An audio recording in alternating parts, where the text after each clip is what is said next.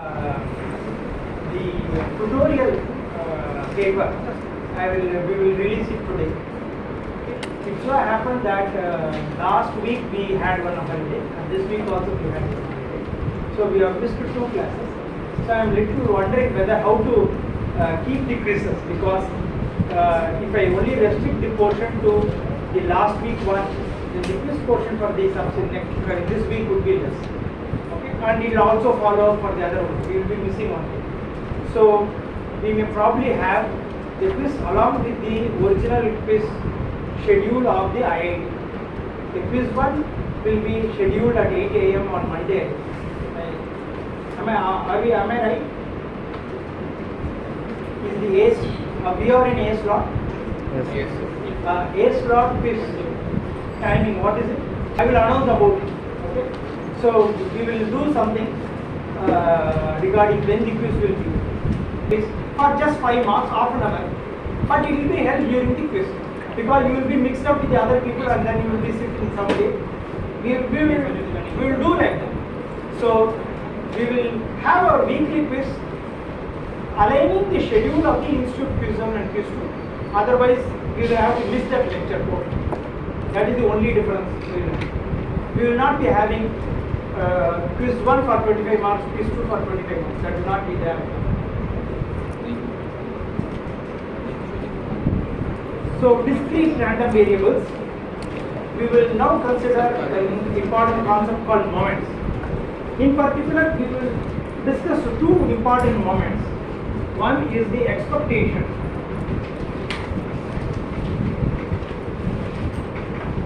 and another is the variance.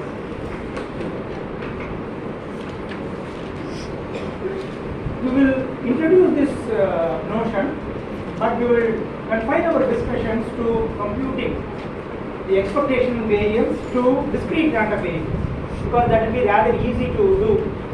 And then when we discuss the continuous valued random variables, again we will come back and discuss the expectation and variance of continuous valued random. So the first thing is the expectation.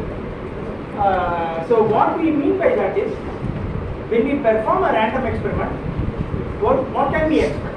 It's the way to common sense question that we ask. Okay, it comes randomly, but what do I expect? What is the average value I can expect? On the average, what will happen? This is the question normally we ask. We are trying to formalize the idea, and that is what we are going to have it as the experiment. Let us say we conduct some large number of random experiments, trials of a random experiment, and collect the data, and we list it out. We have a list of values, okay, obtained by conducting many trials. We will just call it as there are different values. Let us say we have the weights of students in the class. We will just list out. Okay. So it may be 65, 57, 72, and then 55, again 65, 72, and we list like this. And then we may see that we are only doing in terms of pages, not lesser than that. Then we can find out that certain values may get repeated. And what we want to know is what is the average weight of a student. Then what we will do is we will add up all these things and take the arithmetic. And another way of doing it is, if only certain values occur, you count the number of times those values occur. For example, 65 occurs like this, 72 occurs this one, 57 once like that. So if there are totally n values, you find that there are only some values x1, x2 to xm that occur. And you find the number of times x1 has occurred, call it as n1, n2, an. So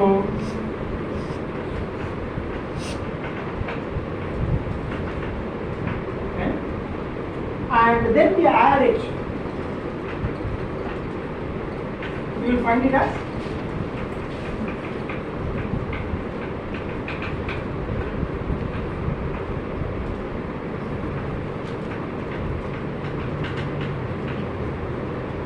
So again, this is equal to n. So you can write it as n1 by n times x1 plus so on. So then now all these are large number of samples. We take a student and then find the weight and then weight. It's like conducting a random trial. Okay. So now we ask what is the probability of that the weight of a random student who might pick up and then ask the weight to be equal to x1. From our frequency interpretation, we will find students whose weight are x1 divided by the total number of students. This is the frequency interpretation of probability. So this is nothing but the probability that x1 will be realized. This is the probability that x2 will be realized. So we can write, the other way of writing is this average is sigma, okay, xi pa. Where pa is the probability that x is equal to x. So this is how we find the average. So we will formalize it. Now we will call it as the expectation. So the expectation of a random variables, we will use the notation E of x. So recall capital X being used for random variables. For expectation we also always use the symbol capital E, and within the square bracket we will put the random variable. By that we always means expectation of x. So how do we define it? For the case of discrete random variable,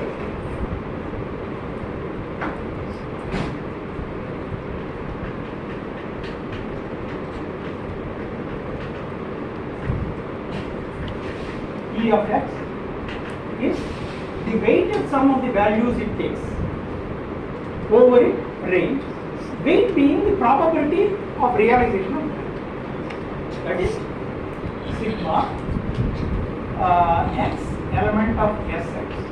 See, Sx is the range of values it takes. This is Sx. Sx is the value it will take, range of values it can take.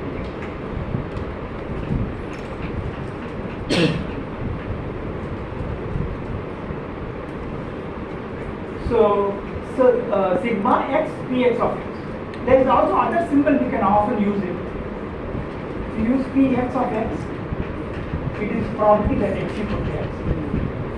Sometimes we know that x is the only random variable we are dealing with. We may even drop p subscript x and write p. So different books use different convention. So this is how we can do it.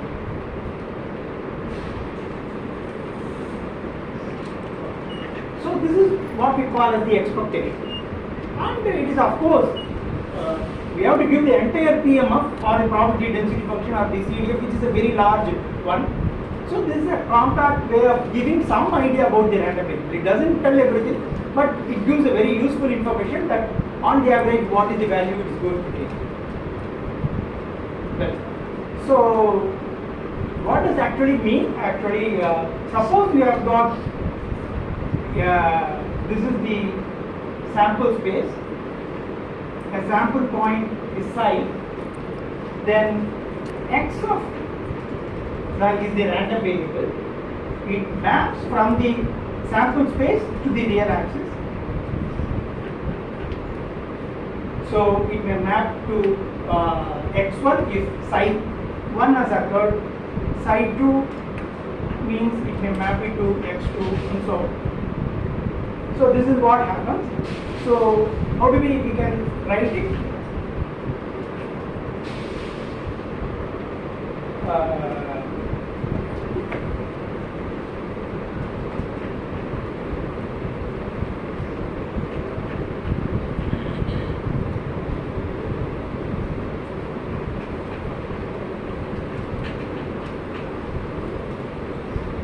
Over all the sample points in the sample space, you find the summation of x weighted by probability of the sample point being realized. That sample point which satisfies this condition.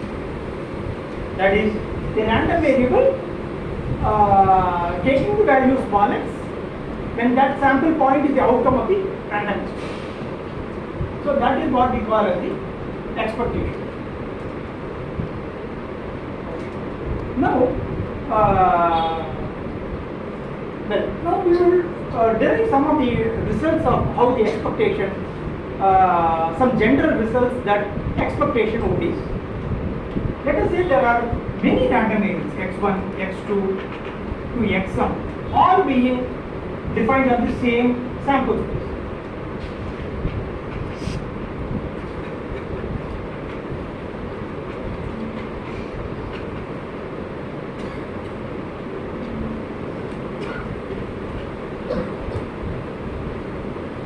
What it means? This is the sample space. There is a sample point. That is the outcome of the random experiment. Then there is a random variable x1 which will take a value small x1. x2 will take a value small x2 also. They are all different random variables. Each one is a function. But so x1 of psi is x1, x2 of psi is x2, and so on.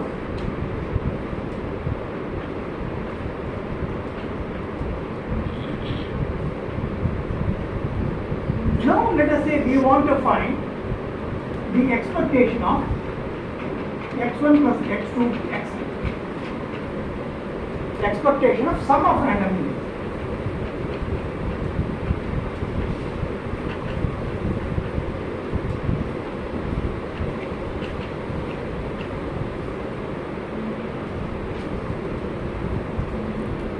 Then what does it mean? Expectation, how do we write it? Expectation of, we will put this square note in bracket.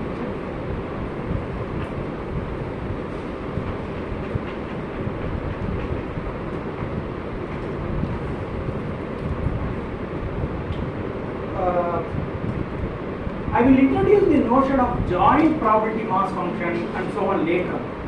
Okay.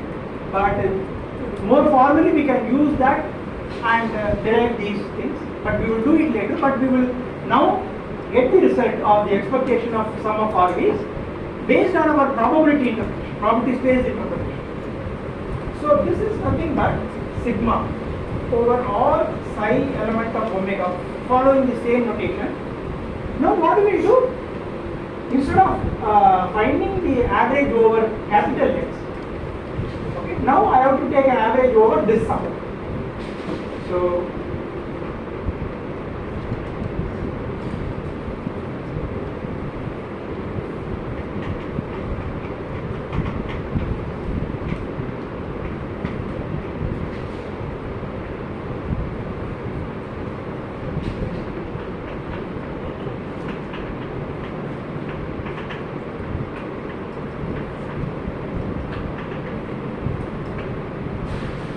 what I do is, for every sample point in the sample space, I have to find this.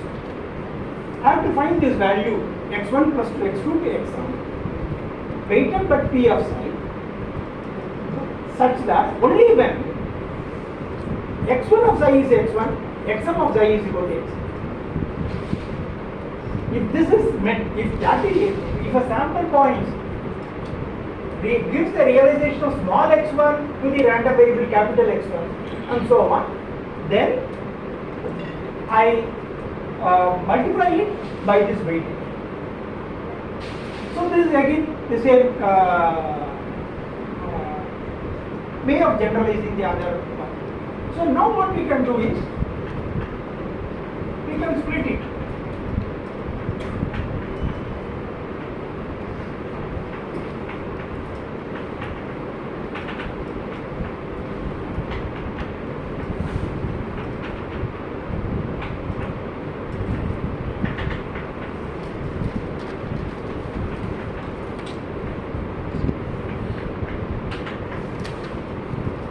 I am just, because this is summation, I am just splitting it into two.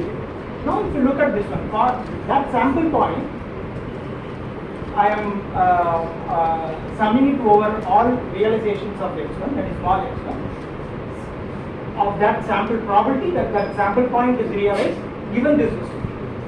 But x1, x2 are all some random variable. They are arbitrary functions. which can map from the sample point to the value.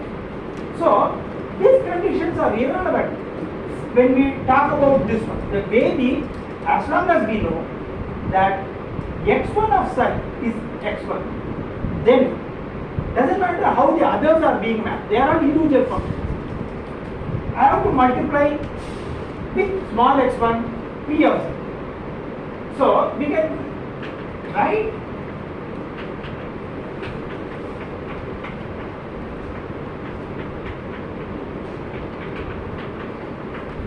in a similar manner we can write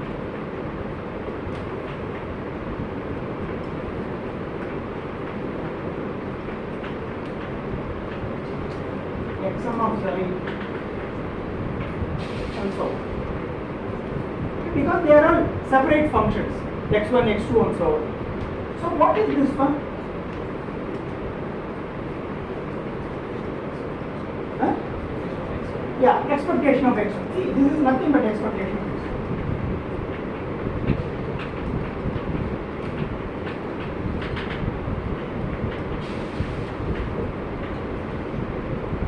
So what it tells is expectation of x1 plus x2 to xm equals to sum of expectation of individual variables.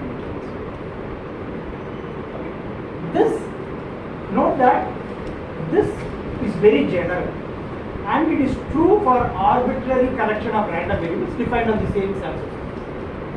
We have not told about anything about the relationship between the random variables. Later we will discuss about whether two random variables are dependent of each other or independent of each other. The notion of dependent events, independent events will all be carried over to random variables. We will also tell that whether one random variable is independent of another random variable and so on. But here, those are not at all required. Even whether they are independent or dependent, but this relationship holds. But later we will see there is a relationship for variance, but that will hold good only when they are all independent. So this is a very generic one. Irrespective of whether x1, x2 are all dependent or independent, this holds. This is very important. We will call it as the linearity of expectation. This formula we will call it as the linearity of expectation.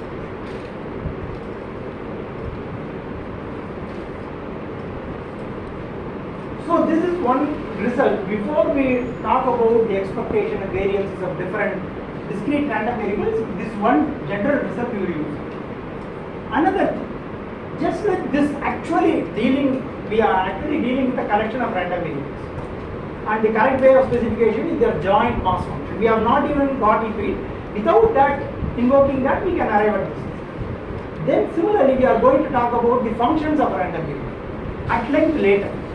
But right now we will discuss what do we mean by a function of a discrete random variable and how do we get the corresponding probability mass function and then expectation and so on.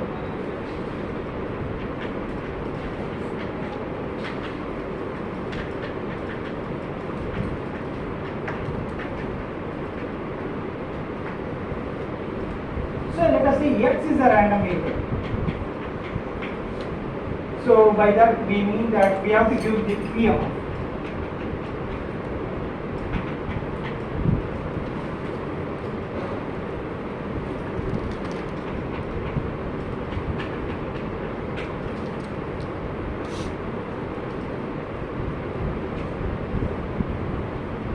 Okay, if you want we can all sample points. So there may be many sample points which may all give the same value. The random variable can take the same value. So this is how it is defined. Now let us say there is a function g of x.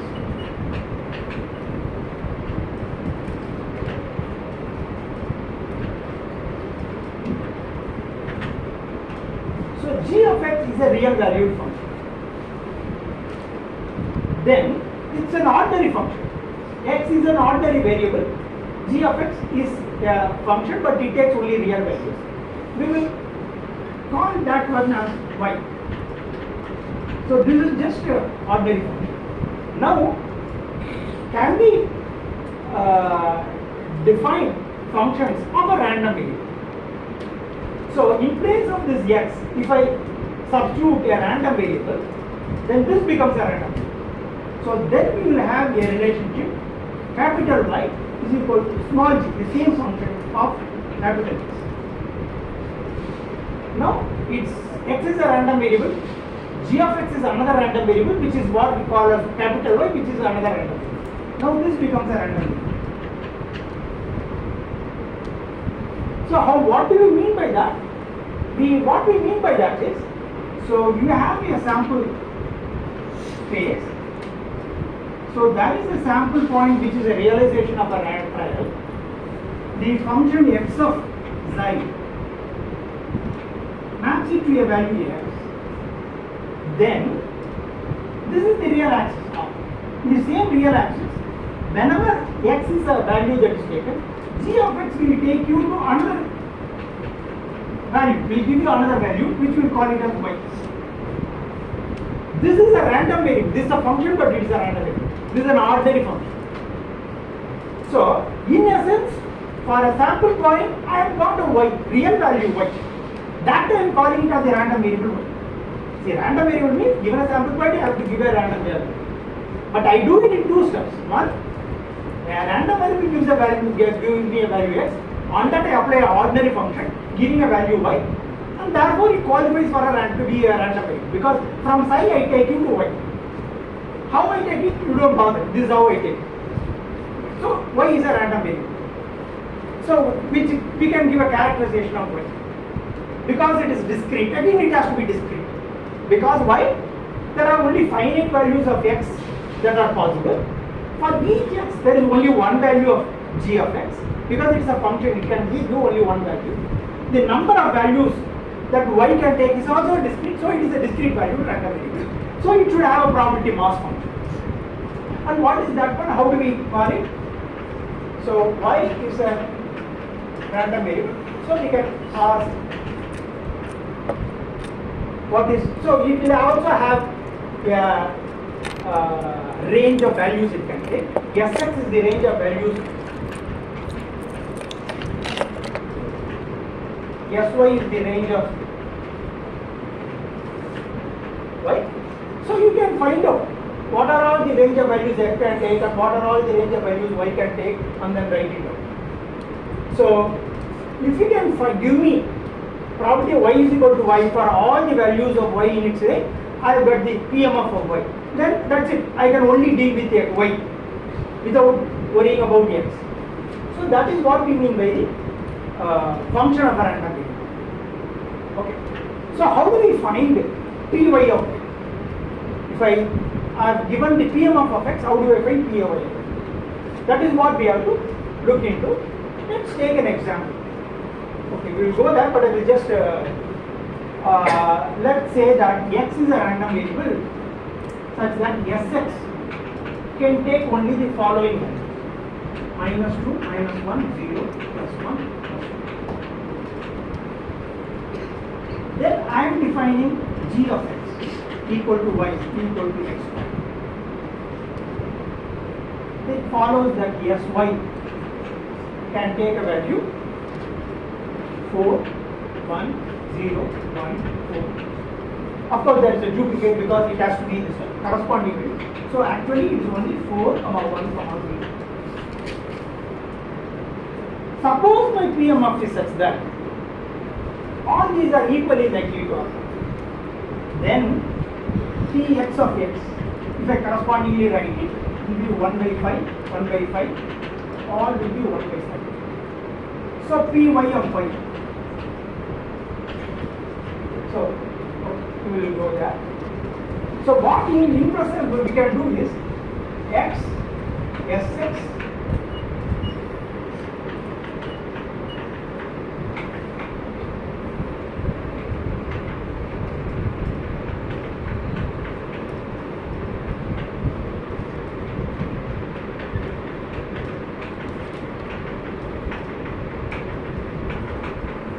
so if I want Py of y, then what I have to do is, so these are the values. 4 can be realized with a probability 1 by 5 plus 1 by 4 plus 1 by 5. So if I want to plot for every value py of y, so the values that are here possible are 4, 1, 0. So this will be 2 by 5, 2 by 5, 1 by 5. Because multiple values of x can give the same y, I have to add those probabilities and get the py of y. Once I get py of y, I can do anything. In particular, I can find e of y. What is this one? Sigma over y element of sy, y into probability y. And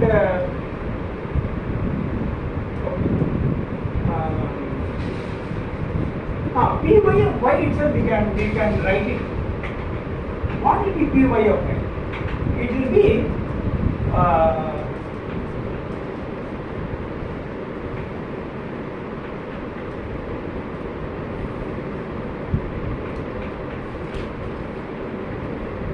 so that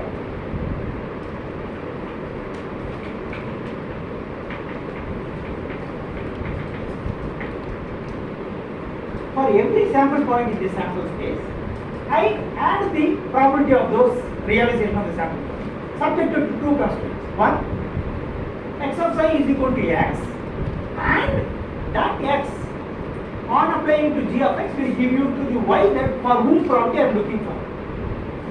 In that case, if we add up all those properties, I will get the probability y. So this is how we can always do. So then we will find p of y.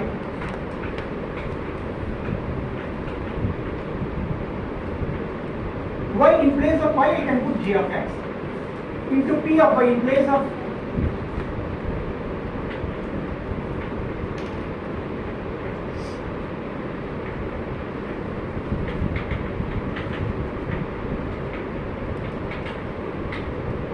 we get it.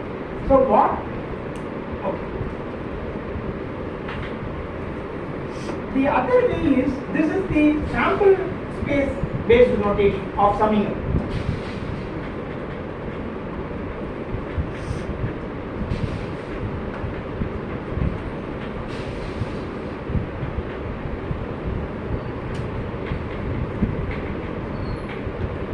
This is also another way of writing. For all y, it's not all y in this one. Oh, this is the expectation. The expectation is then all y in this, right? Okay, g of x into this one. That is g of x, and I have to get p of y. What is p of y? If I add up the probabilities of all x such that g of x is equal to y, that will give me my p of y. P of y into g of x will give me this. So this is again is nothing but, see, what we are doing is for all y that are present in the sample in its range, we are doing this. Okay. For all x, we are doing like this. It so happens that for every x, there will be some mapping to y, but more than one x may map to y. For all such y, we are doing this. But if we can do it only along for all x in Sx, then also it will be right. Because for every x in Sx, okay, there will be some value of y it will get mapped onto, and then over that we are doing this. So if you simply sum it over all values of x in its range, okay, p g of x times px of x, then also we would not miss anything, which means that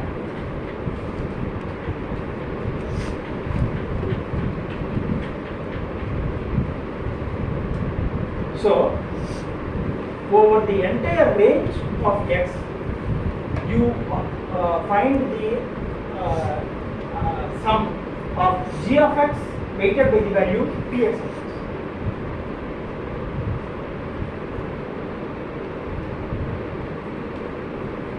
Yeah, px of x, and that is, this is the weight g of x. Okay. So henceforth, if you want to find the expectation of a function of a random variable, it is the weighted sum of the value of the function, weight being the probability of the x at which the function is evaluated. That's it. Just multiply the function by at a value with the probability of realization of that value. So this is called as the law of unconscious statistician, which means normally you would assume that this is always you can do it. You want to find the expected value of a function.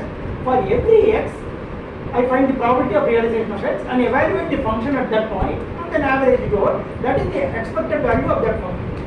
That is what we have shown it in the formal manner. So we will always use this one. Huh? Second? Huh? How do we write it? This one is it. Because see, x1 is a function. It maps from a sample point to small x2. x2 maps to x2.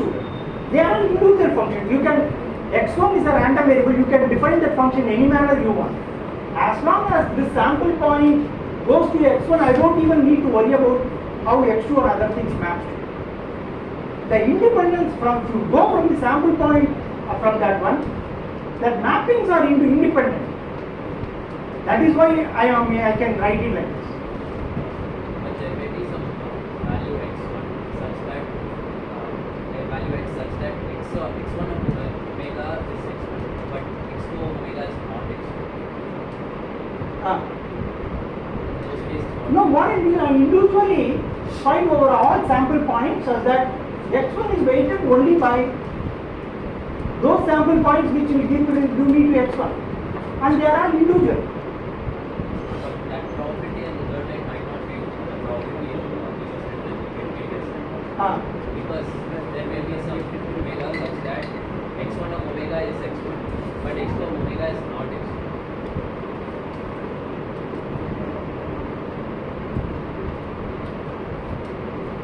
See, for every sample point, they have to map to some other values of x1, x2. Yes, sir. Previous line says that it is the summation of x1 times p of Yeah. omega such that x1 of omega is x1 and x2 of omega is x2 and so on. Okay. But the next line doesn't say the same. We are only considering the value of omega such that x1 of omega is x2. He is talking over increments. No, the thing is, see what we are doing is, for every sample point in the sample space, the value of x1, capital X1, that is x1, we are weighing it by the probability of the sample point being realized. Okay? Each given a sample point, it will map onto x1, x2, x3 and some values. I am going to add up those things and then multiplying by that probability of this one. x1 are all just values. It's not, there are variables, different values it can take. Okay? Yeah. So now what we will do is, we will start looking at the expectations of different random variables.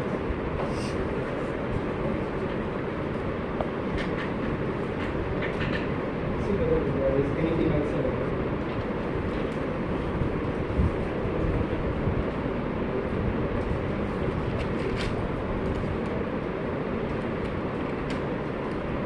Yeah.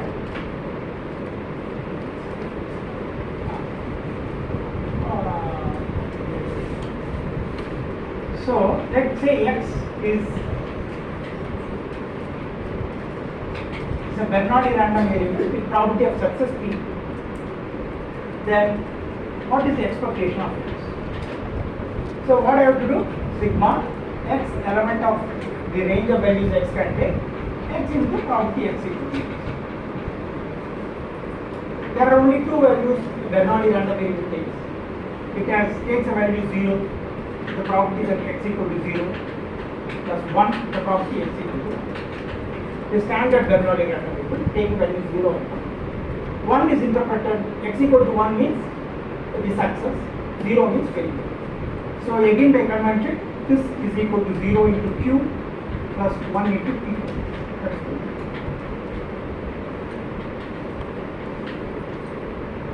So the expectation of a Bernoulli random variable is nothing but the success probability.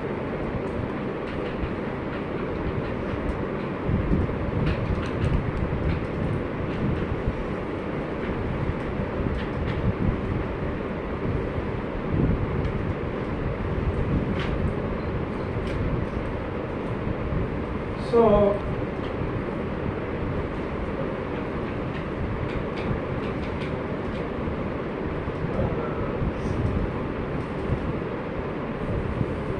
then of course uniform, discrete random variable taking values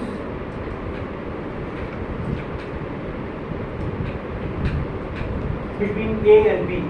If it is so, then obviously expectation of b is equal to a plus b.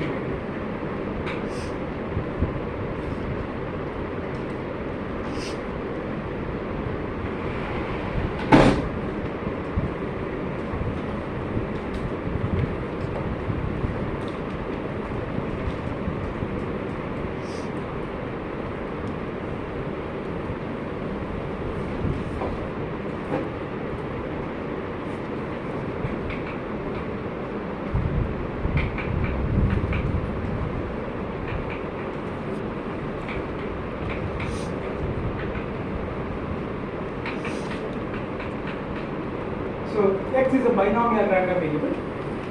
N is the number of trials, Bernoulli trials that will conduct, IIT Bernoulli trials. P is the constant probability of success of each Bernoulli trial. Then E of x. So what are the values this x can take? Sx is 0, 1, 2. The number of successes can be 0. All can be failure, or all of them can be successful. So n, these are the values. So I is equal to 0 to n. Okay. I is the probability x equal to n. So that is sigma I equal to 0 to n. I n choose I p power I to 1 minus p power n minus I.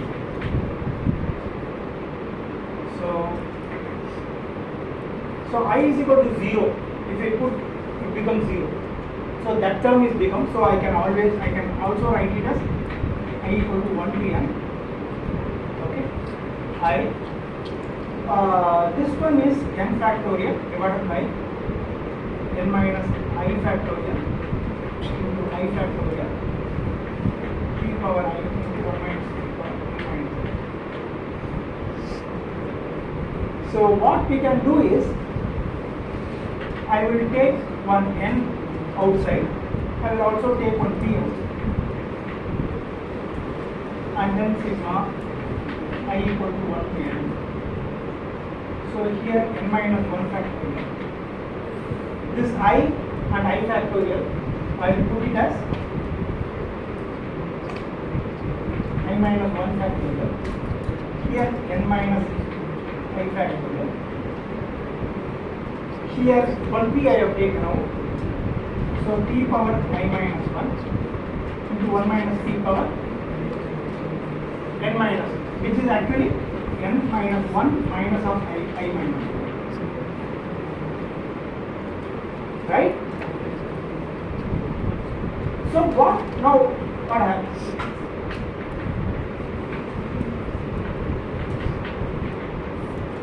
N into p. Okay. So if you look at this one, this is nothing but p plus 1 minus p whole power n minus 1.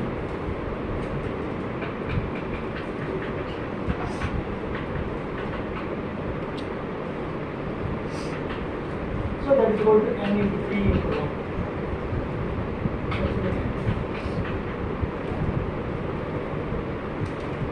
So the expectation of binomial random variable is n into 2. What does that imply simply? Suppose you show a fair coin where the probability of getting head is 1 by 2 over 100 times, and if the random variable is defined that every time head comes you get a profit of 1 rupee, the expected profit you will get is 1 by 2 into 100, that is equal to 50. So that is what this one is. There is another way of interpreting this one. Instead of doing it all the way like this one, finding the PMF of binomial and then doing this one, X is binomial, okay, of n Bernoulli trials. Incidentally they are independent, but that we don't need to invoke the independence now. But it is a sum of n Bernoulli random variables. I will call each one of them as B1, B2 and Bn. That is, I am counting the number of successes in n trials. Each Bernoulli trial will give me 1 success or 0 success. Okay. So that is the realization of the Bernoulli trial. N such Bernoulli trials. So if there is a success, I will put 1. If there is a failure, 0 success, and so on. That is how I get the number of successes in the n. So we can interpret the binomial random variable as sum of n Bernoulli random variables, and therefore if you put the expectation of x is the expectation of b1 plus b2 plus b1. Now we can use linearity of expectation. Expectation of sum of random variables is the sum of expectations of the random variables.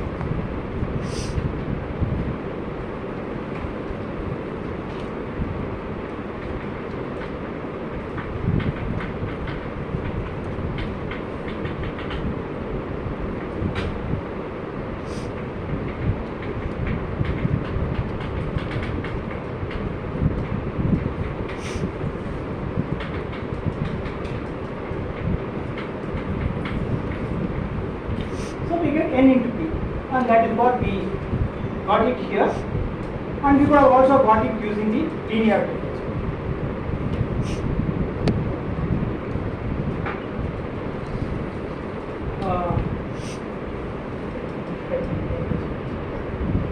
Then geometric randomness.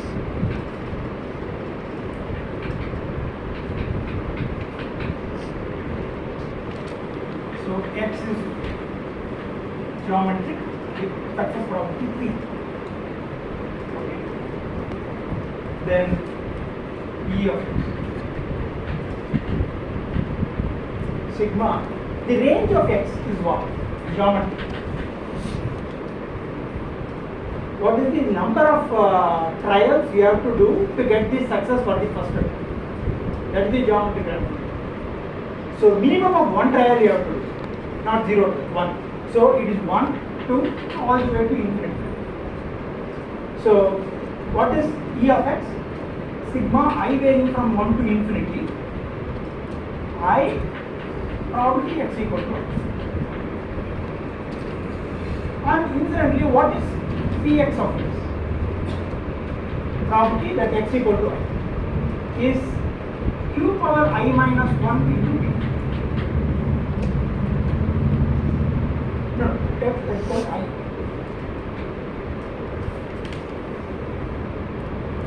So for you to get the success in the ith trial, there has to be I minus 1 failures followed by a success. So you substitute that here.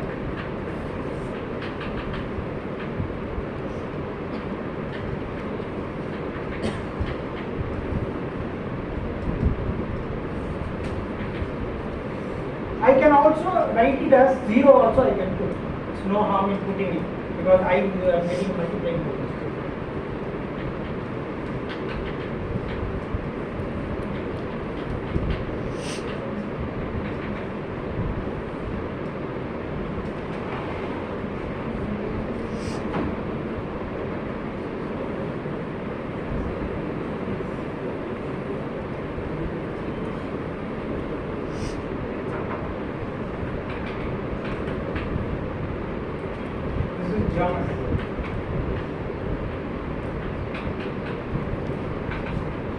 So in this one, let's take P can be taken also.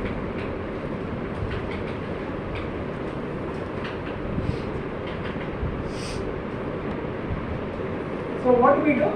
We can write it as P into sigma I equal to 0 to infinity. Look at this one. This looks like a differential. D by dq of q power n.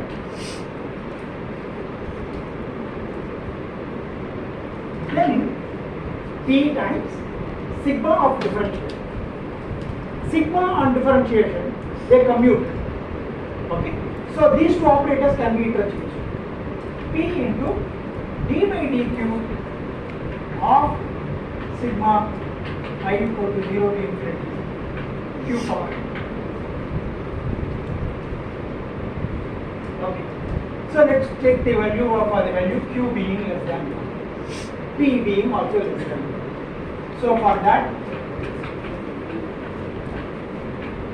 this one will be 1 over 1 minus 2. This geometric series, okay, 1 over 1 minus 2. So again, that is nothing but p times.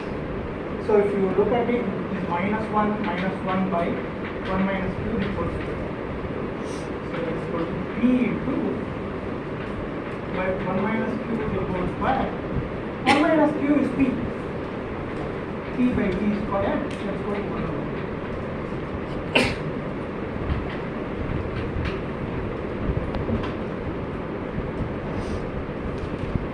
Okay. So expectation of geometric random variable is inversely proportional to the success problem. Note the beauty. For a Bernoulli random variable, expectation is this just the success problem. For a geometric random variable, it is inversely proportional to the success problem. You can also interpret this. Suppose I have a coin, biased coin, okay, or I do an experiment such that P is very close to 0.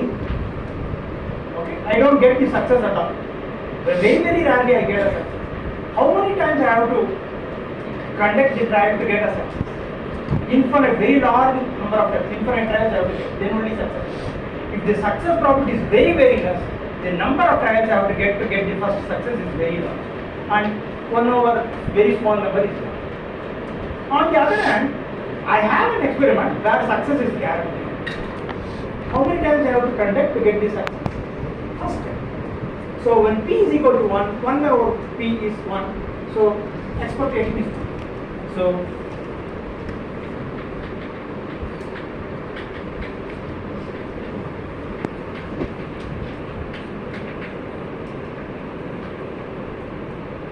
So this is the case for the geometric random. Then we have the what else? Two other random variables, random variables, negative binomial random variables.